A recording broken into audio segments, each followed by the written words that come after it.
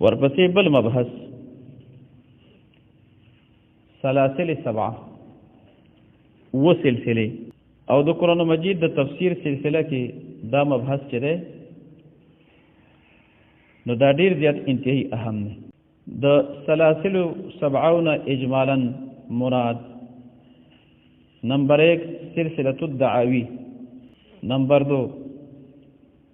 سلسلة الدلائل، نمبر 3 سلسلة الشکایات، نمبر 4 سلسلة التخفیفات والتبشیرات، نمبر 5 سلسلة التنبیحات، نمبر 6 سلسلة التسلیات، نمبر 7 سلسلة رد الشبهات. دیتا ویل شي سلاسل سبعه او دا یو اهم مبحث دی. دعوی دا جمع ده د دعوه او دعوه مقصود ته ویل شي ما یثبت بالدلیل ته ویل شي کما خبره دلیل سره ثابتول شي او اهم مقاصد چې دي چې قرآن مجید بیانوي دعاوی ناغه څلور دي. یو توحید د باری تعالی، دویم رسالت سابقان انبیاء کرام او رسالت رسول پاک علیہ الصلوۃ والسلام د خاتم النبیین صلی الله علیه وسلم، او دریم صداقت قرآن مجید، صداقت اسمانی کتابونو، او سلورم دعوا باس بعد الموت، قیامت، حشر جسمانی. دا سلور دعواګانی چې دي دا بنیادی دعواګانی دي. دیتا مقاصد اربعه د قرآن مجید ویل شي. نو د نورو مضامینو په نسبت باندې دا مقاصد اصلیه دي او بیا په دای کې مقصود اصلی توحید د باری تعالی چې دیتا موضوع اصلی د قرآن مجید ویل شي. وخت تیر شو چې د قرآن مجید موضوع څه ده په پای کې دوه قول یو قول دا چې توحید د باری تعالی دا بیا اصل الاصول له او د رسالت او د صداقت د کتاب په میس کې تلازم دی. نو معنا دا چې رسالت ثابت شي نو وسره صداقت د کتاب هم ثابتي، او چې صداقت د قرآن ثابت شي، صداقت د آسمانی کتاب ثابت شي نو وسره رسالت ثابتي. دا لازم ملزوم دی دیو بل سره، په دې کې نسبت ته تلازم دی. دویمه سلسله الدلائل. دلائل دا جمع ده د دلیل. د دلیل متعلق شرقایت کې علامه تفتازانی ډېر اوږد بحث کړی دی، دوه درې تعریفونه ذکر کړی. په حال موږ یو تعریف ذکر کوو چې دلیل څه ته وایي. ما یلزم من العلم بشیء آخر. ما یلزم من العلم بشیء آخر، چې په یو څیز د علم راشي نو دې سره دی په بل څیز باندې علم خامخا راشي نو د دې شی اول متعلق ویل شي چې دا دلیل دی. مثال په تور باندې د چا پیزار دی ولیدو، د پیزار متعلق ته پته نشته چې چا دی، چې اجمالا علم د پیزار راغی نو اجمالا علم دی په صاحب د پیزار هم راغی، دا پیزار دغه د وجود دلیل شي. سمجھتره؟ او که خاص پیزار دی، پته چې دا د فلانی طالب علم پیزار دی، دا د فلانی مولانا سے پیزار دی، نو چې په هغه خاص پیزار باندې علم راغی او سره په خاص شخصیت باندې په صاحب د پیزار باندې علم راغی. دا څو ګرځیدل دلیل وګرځیدل. په یو شی باندې علم راغی او سره په بل څه باندې علم راځي. ما يلزم من العلم به العلم بشيء آخر. او دلیل سره چې ده اثبات د مقصود کی دلیل سره اثبات د مدعا کولش او دلایل چې دي نو دا څلور قسم دي. یو دی دلایل عقلیه د پاره د اثبات د دعوا، دویم دلایل نقلیه، دریم دلایل وحییه او څلورم دلایل استقراریه. دلایل عقلیه په خپل کور کې په دوه قسم دي. یو دلایل انفسیه یعنی هغه امور عقلیه چې هغه د نفوس سره متعلق او هغه به طور دلیل ذکر شي، او دویم دلایل آفاقیه یعنی هغه امور چې هغه د انسان د نفس نه خارج وي، د دې نه معادای او په کائناتو کې موجودي او هغه به طور دلیل ذکر کړی شي، هغې ته ویلی شي آفاقیه. کله په نور استدلال شي، کله په سپوږمۍ استدلال شي، کله په هوا استدلال شي، کله په فصل استدلال شي، کله په بوټو استدلال شي، کله په غرونو استدلال شي، کله په نجومو باندې استدلال شي، دا ته آفاقیه ورته ویلی شي. او دغه دلایل آفاقیه بیا په درې قسمه دي. یو ته وایي علویه یا علویه، په ضمیر د عین هم ټیک دی، په کسرې د عین باندې هم ټیک دی، چې د عالم بالا په امورو باندې استدلال وکړی شي. او دویم جویه، جو فضا ته ویلی شي،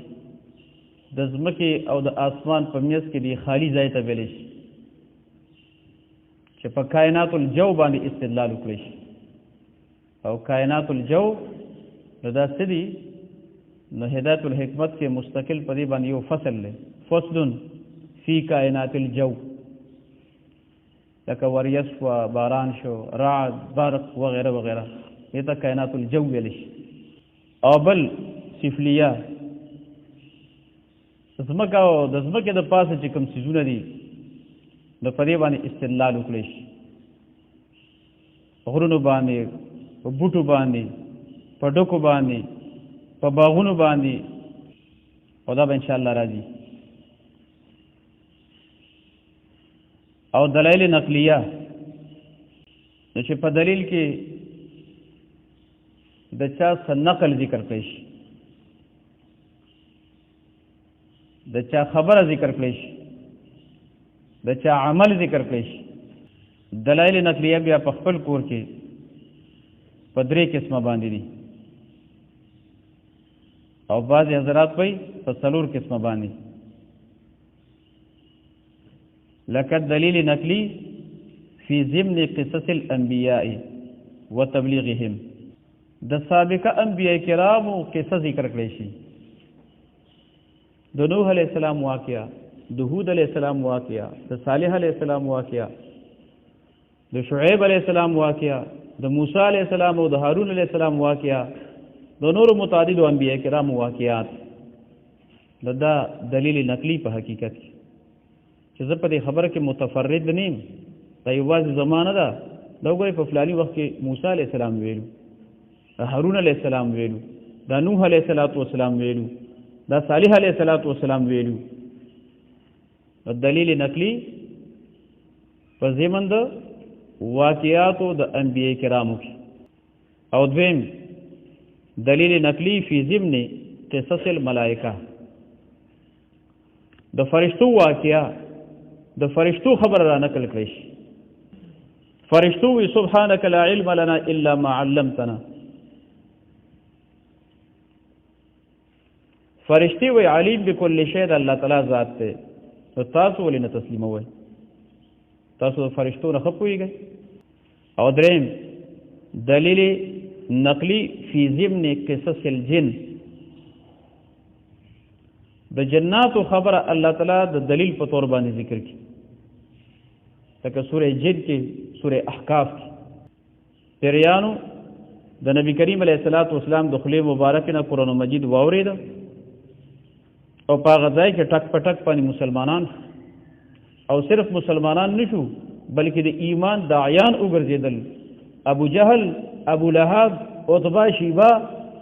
ستا په ذهن باندې ولې چړک پرې وته چې ته نه پوهېږي پیغمبر خو په تاسو کې پیدا شوی دی لوی شوی دی شب و روز ته قرآن بیان کړ تاسو سمجھ ته نه راځي جریان په یو مجلس کې متاثر شو نو دا دلیل نقلی فی ضمن قصص الجن نو دا درې شو او بعض حضرات پکې څلورم قسم وایي دلیل نقلی فی ضمن اقوال علماء بنی اسرائیل د بنی اسرائیل چې کوم حق پرست علما دي نو د هغوی اقوال کله کله قرآن مجید ذکر کوي نو دا دوه قسمونه شو یو دلیل نقلی دلیل عقلی او بل دلیل نقلی دریم قسم دلیل وحی دلیل وحی نه مراد هغه دلیل دی چې پای کې ذکر شي لفظ د وحی یا مرادف د وحی لکه لفظ د ارسال پکې ذکر شي لفظ د امر پکې ذکر شي او څلورم قسم دلیل استقراری استقرار کی سین د پاره د طلب ده نو معنی دا طلب الاقرار من الخصم چې کوم خصم وي کوم مخالف وي کوم مد مقابل وي د هغه مطالبه د اقرار او د اعتراف وکړي شي چې ته دا نه مانی دا خو سرکوزی یا توم مانی په دې نه خو توم انکار نه کوي طلب الاقرار من الخصم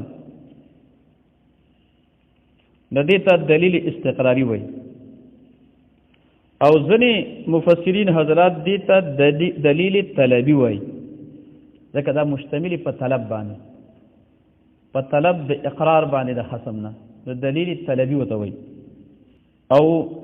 امام المفسرین حضرت مولانا حسین علی صاحب رحمت الله علیه د دې لپاره خپل اصطلاح استعمالي دلیل عقلی على سبیل الاعتراف من الخصم